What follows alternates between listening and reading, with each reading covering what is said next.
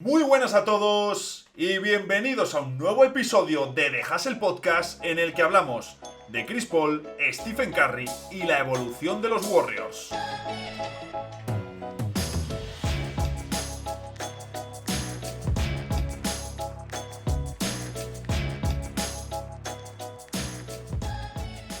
Una de las grandes bombas del verano NBA la dejó Golden State Warriors, dentro de un verano muy animado, cuando supimos el 22 de junio que traspasaban a Jordan Poole a los Wizards para hacerse con Chris Paul. Un movimiento sorprendente por muchas razones. Primero, por el historial de Paul contra los Warriors.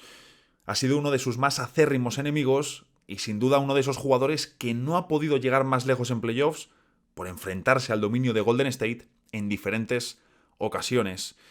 Y segundo, por una cuestión de pura edad y de encaje.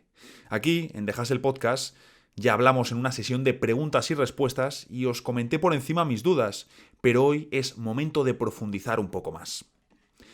En ese traspaso, Golden State envió a Patrick Baldwin, Ryan Rollins, su primera ronda de 2030, ojo, protegida al top 20, su segunda ronda de 2027, dinero en efectivo y, por supuesto, la pieza central del movimiento, Jordan Poole.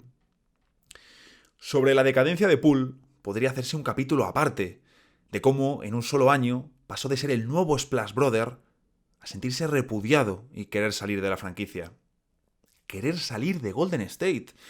Esto es algo prácticamente impensable para muchos jugadores. Los Warriors han sido ejemplares durante una década en la NBA. Pero Poole quería salir porque quería dejar atrás todo lo sucedido. Porque realmente la suya no fue una caída de un año a otro, de un bajón espectacular en lo deportivo que justificase su traspaso, aunque es cierto que se notó su bajón sobre la cancha. La caída de Poole sucedió de un momento a otro, cuando Draymond Green soltó ese famoso puñetazo. En algún momento, seguro, Poole se abrirá y nos contará cómo se ha sentido, pero me sorprendería mucho que no fuese en la línea de decir: oye, yo fui el que me llevé un puñetazo en la cara de uno de los líderes de mi equipo, y yo fui el que terminé más repudiado, el que fue ninguneado incluso por el vestuario, el que fui traspasado, fui yo. Pero claro, los Warriors no iban a traspasar a Draymond Green, incluso por mucho que este episodio afectase a su respeto y posición dentro de la franquicia. En su momento salió que el vestuario incluso había perdido confianza en Green y que debía trabajar para recuperarla, especialmente la de los veteranos. Comenzó la temporada y los Warriors mostraron problemas de rendimiento deportivo que no habíamos visto en todos estos años, siempre que hayan estado todos sanos, por supuesto, y que hayan podido competir. Nos pegamos toda la temporada diciendo: ya mejorarán, no pasa nada, son los Warriors. Pero sí que pasaba.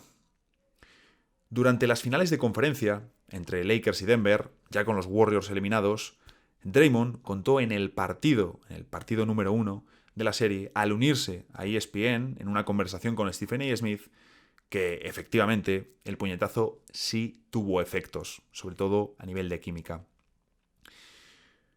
Cuando se habla de todos los problemas que tuvimos como equipo, sobre todo fuera de casa, de no poder unirnos, nada de todo eso hubiese sucedido si no se hubiese dado el golpe. Lo he traducido así, la parte final, porque tú escuchas a Draymond contar esto y cualquiera pensaría que el puñetazo se dio solo, que fue una especie de aparición, que no fue él, el líder vocal de los Warriors, el que soltó un puñetazo brutal en la cara de la joven figura del equipo, a ese chaval al que tenía cogido bajo su ala. Y claro, los Warriors tenían que traspasar a Jordan Poole por cuestiones de química. Y ojo, vimos detalles en playoffs. Recuerdo una conversación con Stephen Curry en el banquillo. Y entiendo que Poole se pueda sentir o se haya sentido abandonado, pero tiene todo el sentido del mundo que Golden State buscase su salida. Lo que no me encaja tanto es traspasarle por Chris Paul, aunque tampoco sabemos cuánto mercado tenía Poole después del año que hizo, de su cuestionable selección de tiro, del agujero que es en defensa y el importante contrato que tiene. Y desde aquí saltamos al inicio de la temporada 2023-2024. Después de un curso decepcionante, Golden State quiere volver a la élite del salvaje oeste. Y la apuesta pasa por un equipo veterano pero hambriento, cuyo foco es ser más inteligente que el rival. Y la gran cuestión para abrir la temporada era si Paul iba o no a ser titular en el equipo, ya que, si lo piensas, tiene sentido que maneje a los Warriors cuando Curry descanse. Si bien la lógica lleva a pensar, oye, pues Paul que sea el sexto hombre y que mantengan el Curry, Clay, Wiggins, Draymond y Looney, que tan bien les ha funcionado y que hace no tanto les llevó a ser campeones. Pero lo cierto es que ya Paul desde el verano fue lanzando mensajes de que él lo del banquillo no lo veía mucho. Y por si había alguna duda, la lesión de Draymond Green para entre 4 y 6 semanas confirma a Chris Paul como titular en los Warriors. Y el quinteto, ojo a esto, va a tener a Clay defendiendo a los ala-pivots rivales. Esto dice Steve Kerr. Es muy fuerte físicamente y está acostumbrado a defender a los jugadores de poste después de los cambios en defensa. Creemos que Clay puede defender como ala-pivot este año. Tendrá que defender el pick and roll como un 4. Estamos planeando hacer esto y ver cómo le va. Claro, alguno pensará, oye, ¿y Andrew Wiggins? Es que él se tiene que encargar del alero rival, que lo normal es que sea más rápido, más joven y más atlético que Thompson. Hablamos de los Tatum y compañía. Hay que facilitarle el trabajo a Clay, que ya es un veterano. El día que juegues contra Milwaukee, pues como Clay tenga que defender a Giannis, le va a hacer papilla. Pero claro, te falta Draymond Green en la ecuación. A nivel general, Steve Kerr ha insistido mucho, pero mucho, en volver a ser una defensa top 10. Y para ello dice que es clave la figura de Gary Payton II, que regresó a la franquicia en el deadline, pero lesionado apenas pudo aportar. Yo me pregunto, ¿y cómo les va a ayudar Chris Paul en defensa? Debo decir que era mucho más escéptico de este traspaso cuando se produjo que ahora. Ahora me gusta un poco más. No voy a decir que me encante, pero bueno, hay una cuestión. Y es que los buenos jugadores, los inteligentes, aquellos que tienen una comprensión superior, tienden a entenderse. Y los Warriors cuentan con Curry, con Paul, con Draymond, con Steve Kerr. En un vestuario NBA se presupone el conocimiento sobre baloncesto, pero cuando tienes esta gente, alcanzas otro nivel. Hay un vídeo publicado por Anthony Slater en el que vemos a Curry y a Paul practicando con el asistente Bruce Fraser las diferentes maneras de atacar el mano a mano. Y la verdad, es un vídeo que mola mucho. Dura 3 minutos 39 segundos, pero Slater ha apuntado que estuvieron media hora conversando, entrenando, cambiando pareceres, y en el vídeo se ve cómo comentan, hacen gestos, se chocan la mano. ¿Qué queréis que os diga? Mola mucho ver esto. Y siendo dos tipos tan buenos, ahora nos falta ver esa integración. Por cierto, antes de seguir, sobre el tema de la defensa de Chris Paul, que al final es uno de los aspectos que más me preocupa y que también puede preocupar a los seguidores de los Warriors, es cierto que Paul ya no tiene el nivel atlético, el nivel de agilidad que tenía hace años cuando era uno de los mejores bases defensivos de toda la NBA, pero lo que sí conserva es esa inteligencia, esos detalles, ese saber estar sobre la cancha.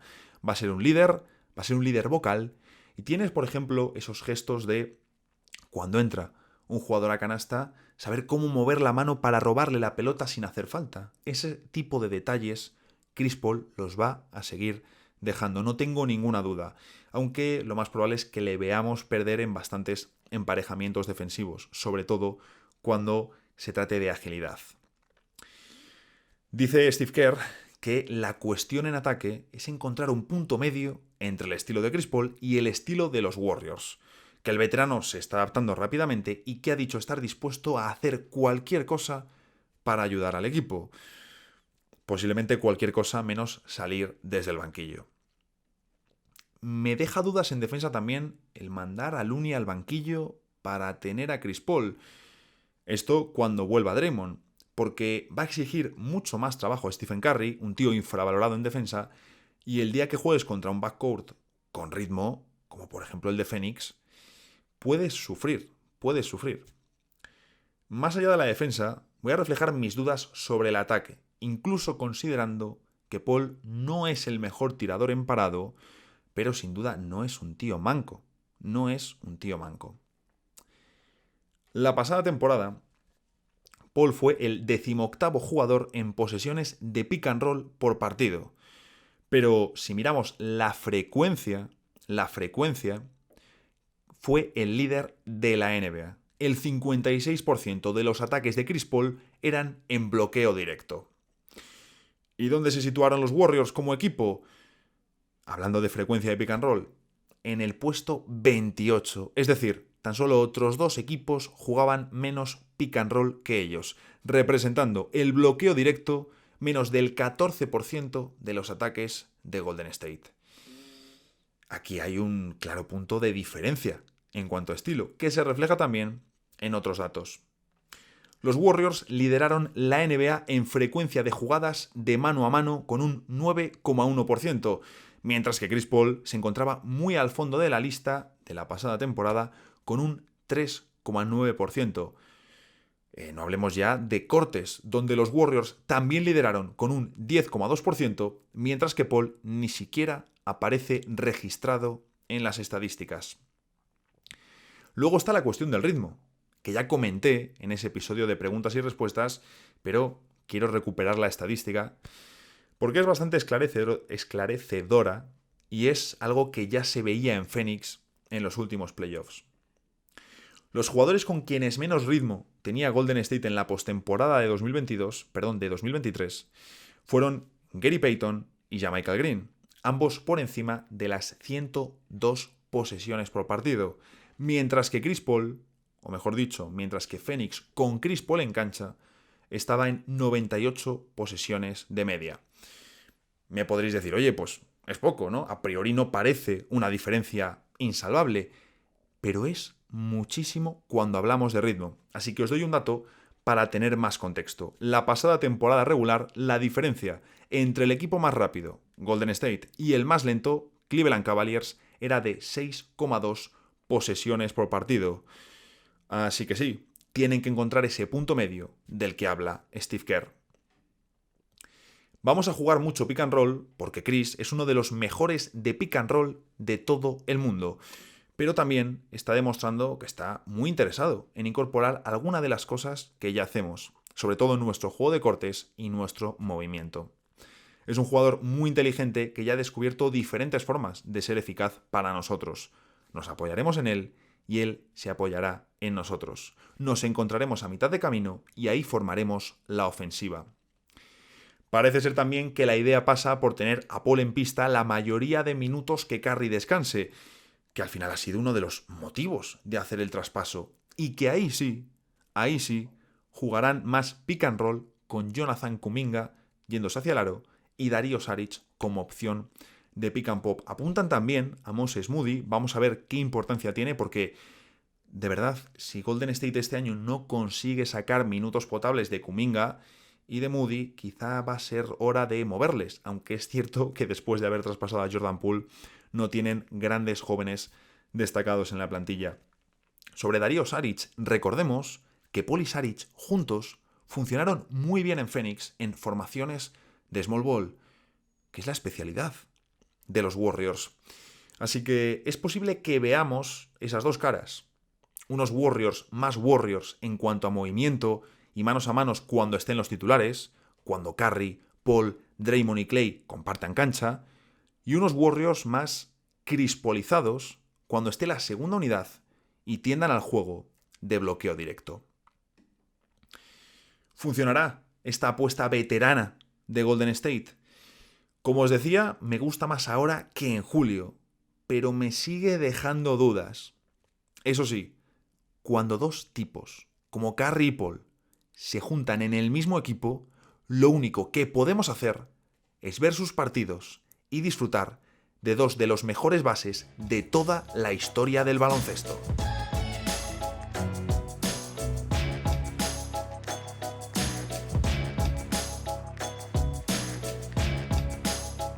Es jueves, así que ya sabéis lo que toca. Arrancamos la sección de noticias de la segunda temporada y hoy traigo 3 temas. Mejor dicho, 3 temas y medio. El primero, caso James Harden. Como tal no hay muchas novedades, pero por recapitular un poco. Por un lado tenemos a un Harden descontento que sigue tensando la cuerda y por otro a unos Sixers que, oye, pues estarían abiertos a su traspaso siempre y cuando la salida de la barba les permitiese seguir siendo candidatos, si es que les podemos considerar como tal.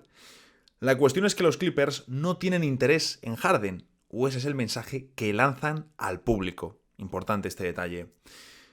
Yo la verdad no entendería que los Clippers fuesen a por él. De hecho, es que en caso de que yo fuese el general manager de los Clippers, que ojalá, iría antes a por Malcolm Brogdon si realmente quieren añadir otro base. No es que esté aquí descubriendo el fuego, porque recordemos que el traspaso original de Porzingis a Boston llevaba también a Brogdon a los Clippers. ¿Qué nos dice Wojnarowski? No hay un solo traspaso ahí fuera que mantenga a los Sixers en la lucha por el campeonato. Y es que se trata al final de un caso muy distinto al de Ben Simmons, aunque incluso por aquel entonces, cuando el australiano estaba en el foco de todas las miradas, había mucha más ridiculización, mucha más caricatura hacia él, pero me está pareciendo mucho más lamentable todo lo que hay alrededor del caso Harden, sobre todo ya por repetir patrones. Y porque es cierto que al final, con Simmons, los Sixers sí que recibieron interés de equipos de ambas conferencias, y Filadelfia tenía varias ofertas. Woj dice que los Clippers parecen el único equipo dispuesto a dar una primera ronda o un derecho de intercambio. Es decir, no hay mercado para James Harden, porque añade que es cierto que los Knicks hablaron con Filadelfia, pero no mostraron un elevado interés en hacer el traspaso de Harden, sabiendo que sería una especie de alquiler de un año, que es lo que le queda de contrato. Mientras tanto, Sam Amick en The Athletic cuenta que Harden tiene cero intenciones de volver a las filas de los Sixers. Sabemos que el jugador se ha unido precisamente a los entrenamientos del equipo en Colorado, pero Woj apunta que su única intención es hacer una escena y poner incómodos a los Sixers para forzar el traspaso. Filadelfia ha hecho un mercado, vamos a decir, poco apasionante. Y todo esto de Harden lo único que hace es hundirles todavía más. Aunque el que más se hunde es el propio Harden. He leído una propuesta de traspaso a 3 bandas entre Miami, Portland y Filadelfia, que sería de la siguiente manera, a ver qué os parece. A Miami, James Harden, PJ Tucker y la segunda ronda de 2024 de Charlotte o Minnesota enviada desde Portland. A Portland, Kyle Lowry, Nikola Jovic y el derecho de intercambio de primera ronda de Filadelfia de 2026. Y a Filadelfia, Tyler Herro y Malcolm Brogdon. Tal y como están las cosas, no me parece una idea mal tirada. Yo creo que Filadelfia, vamos, la firma de cabeza. Pero incluso para Portland no me desagrada, pero Miami, ¿qué gana exactamente? Si moviesen también el contrato de Duncan Robinson a Portland, lo compraría. Pero me parece que es el equipo que menos ganaría con esta hipotética operación. Por cierto, sobre el tema Harden, tenemos uno de los últimos episodios de la pasada temporada, en concreto el 1.72, titulado La decadencia de James Harden. No me acuerdo ya de lo que decía, pero sí recuerdo recalcar la idea de que me da una lástima terrible, pero una lástima de pena el meme que está siendo Harden en la etapa final de su carrera. Ha sido siempre uno de mis jugadores favoritos en el sentido de los jugadores de los que más he disfrutado viéndoles jugar. Y la verdad que este último par de años me temo que van a dejar un socavón importante en la imagen pública de la barba. Segundo tema, Donovan Mitchell y su potencial salida de Cleveland, algo que realmente se viene comentando desde que los Cavs ejecutaron su traspaso, pero que ahora gana fuerza, sobre todo también porque Cleveland viene de ser una de las grandes decepciones en los últimos playoffs, tanto por caer ante los Knicks, pero sobre todo por las formas, porque que Cleveland perdiese ante los Knicks, bueno, podía entrar dentro de las posibilidades, pero el cómo perdieron, la verdad que fue bastante terrible. Mitchell ha confirmado en el Media Day que no va a firmar la renovación durante la temporada 23-24. Pero lo cierto es que esto pues, no debe ser una señal de alarmismo. Tiene 2 temporadas más garantizadas a razón de 32,6 y 34,8 millones. Después ya una opción de jugador de 37,1 para la 2025-2026. Si no sucede algo terrible, y por terrible me refiero a una lesión gravísima, Mitchell no va a percibir ese salario de la 25-26, del tercer año, el que tiene opción de jugador. ¿Por qué? Porque solo hay 2 opciones. O se quiere marchar de Cleveland o quiere seguir. Si se quiere marchar de Cleveland, que entiendo que la franquicia le traspasaría, porque no sería muy inteligente dejarle marcharse gratis cuando tienes a Darius Garland al lado, es decir, tu backcourt no depende al 100% de Mitchell. Eso, es decir, yo no le dejaría marcharse gratis. Luego a saber lo que pasa, ¿no? Que la NBA nos da muchas sorpresas. La otra opción, pues que se quiera quedar. Entonces, renueva, o bien en verano de 2000... Renueva, perdón, me he liado aquí un poco.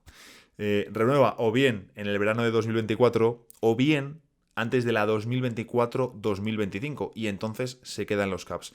Pero pase lo que pase, tanto porque los Cavs le traspasan, tanto porque rechaza la opción de jugador y sale al mercado, como porque renueva, esa opción de jugador Mitchell no la va a percibir. ¿Qué va a suceder? Bueno, es que hay de hecho un detalle muy importante, porque ahora mismo Mitchell solo podría renovar por hasta 3 temporadas y 150 millones. Pero si espera al próximo verano, podría añadir un 4º año a la extensión.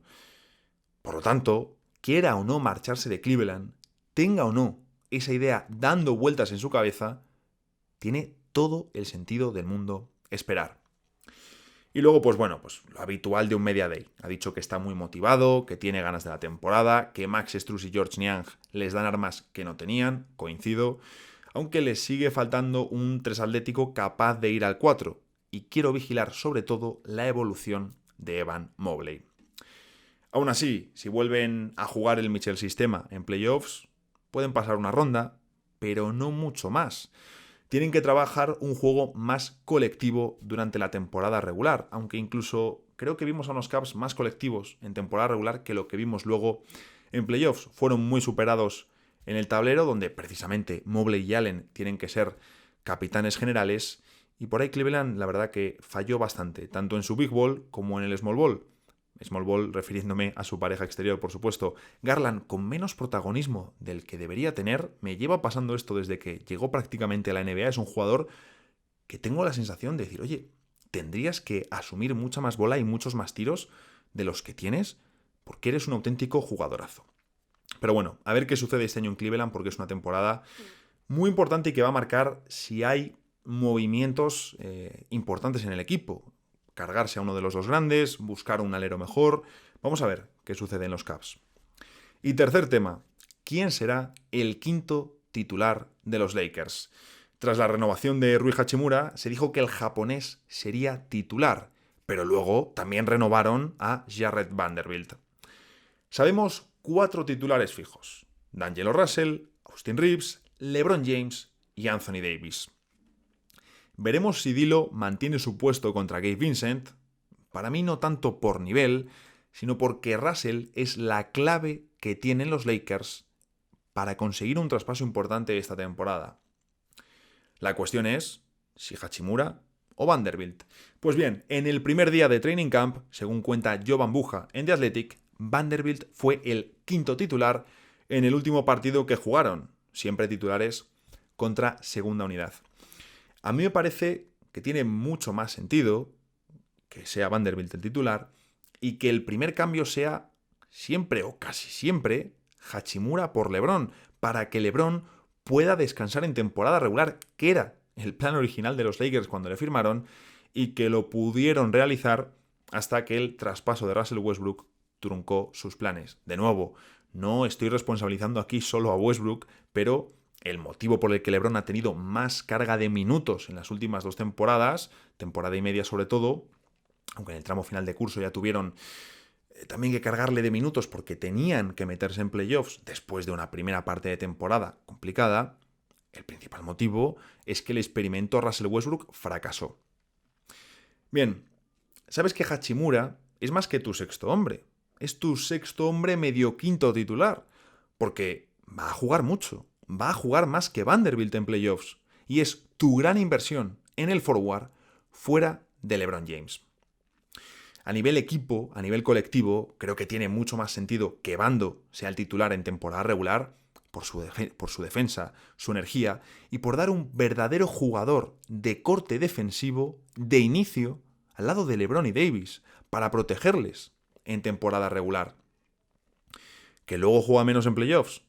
Eso lo sabe él, pero me parece interesante seguir invirtiendo en su desarrollo, también el ofensivo, porque tiene cierta capacidad de pase, de movimiento sin balón, y va mejorando como tirador. ¿Qué ocurre? Que lo de ser titular es algo vital en la cultura de baloncesto de Estados Unidos. Si tú eres de los mejores de tu equipo, eres titular. ¿Quieres ser titular? Los hay, pero son pocos. Los casos de jugadores importantes que aceptan salir desde el banquillo por el bien del equipo, por el bien superior. Dicho sea esto, es solo el primer día de training camp y Darvin Ham ya dijo que iba a probar distintas alineaciones, así que a ver cómo termina el asunto. Os decía 3 temas y medio, porque el medio es una pequeña actualización que ha hecho LeBron en el Media Day cuando le han preguntado por su hijo, por Bronny, después del paro cardíaco que sufrió en julio. A Bronny le está yendo muy bien. Ha comenzado su rehabilitación para volver esta temporada con sus compañeros en UST, la Universidad del Sur de California. La verdad, pues nos alegramos por el chaval y ojalá pueda seguir, por supuesto, primero con su vida y también con su carrera como jugador de la forma más normal posible. Por cierto, quedan 4 programas antes de que arranque la temporada NBA, así que como quiero exprimir estos temas al máximo, no tendremos preguntas y respuestas, o bien hasta el lunes de justo el día de antes del primer partido, arranca el martes 24, o después de esa semana, es decir, ya en noviembre. Por ir adelantando un poquito los acontecimientos. Pero mientras tanto, ya sabéis, nos vemos el lunes en el próximo episodio de Dejas el Podcast.